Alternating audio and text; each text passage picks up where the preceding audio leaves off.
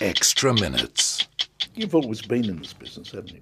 Yeah, I grew up diagnosed with dyslexia in grade 1. I mean, I dropped out of school in grade 5. I didn't read till I was 12 years old. I mean, the last thing my parents thought was that Howie was going to run schools for kids with learning disabilities. How did you achieve that? Because, of course, Aerosmith wasn't around back then. No, it was through a lot of suffering, to be honest with you. I mean, failing out of school in grade 5 and quitting, being homeschooled was painful.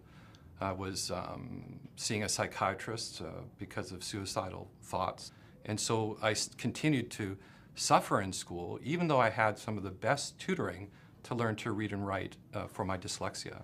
Because the extraordinary thing is you actually know from experience what these kids are going through.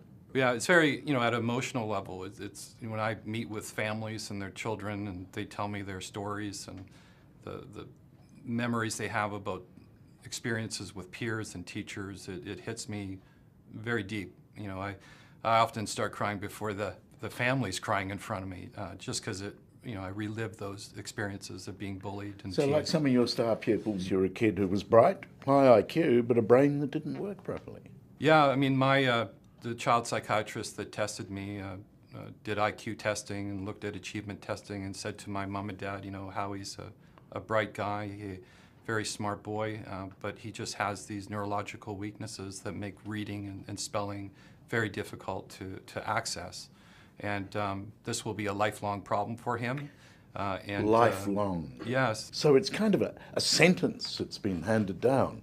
Right, and that's been... You get the brain that you're given, and that's the one you're stuck with. Yes. And that's what we always thought. Yeah, and that's the paradigm we're in. But what I don't get is that in science, neuroplasticity is now widely accepted. I mean, recent, but widely accepted. Why not in education? It's an absolute accepted. It's no longer a myth. The brain can change itself. However, in education, we're catching up. And while you're waiting to catch up, a whole generation of kids could be missing out. Yes. When I first heard about the Aerosmith program, my first reaction was, this sounds kind of funny, right? Because I was trained in graduate school, in education, that the brain is fixed. It's like a computer. So you were a skeptic? I was a skeptic, and I think that gives me an understanding of how educators feel and how they form those opinions. It's been drilled to them, that learning disabilities are lifelong. And now you're a true believer. Right. How did that happen?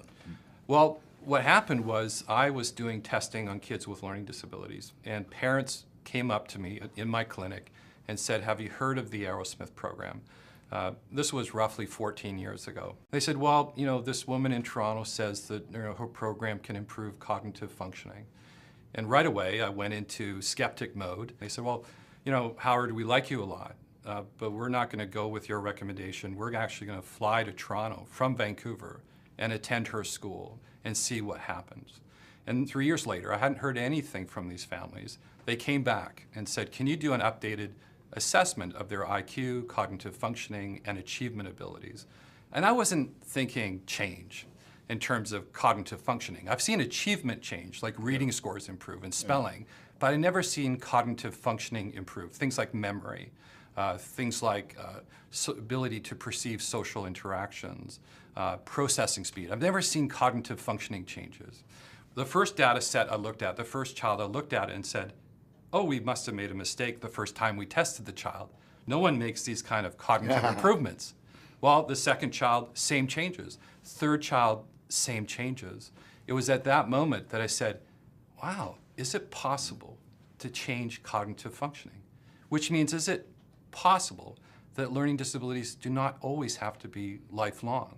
It was that moment I picked up the phone and dialed the Aerosmith school, got in touch with Barbara Aerosmith Young and said, can I fly to Toronto?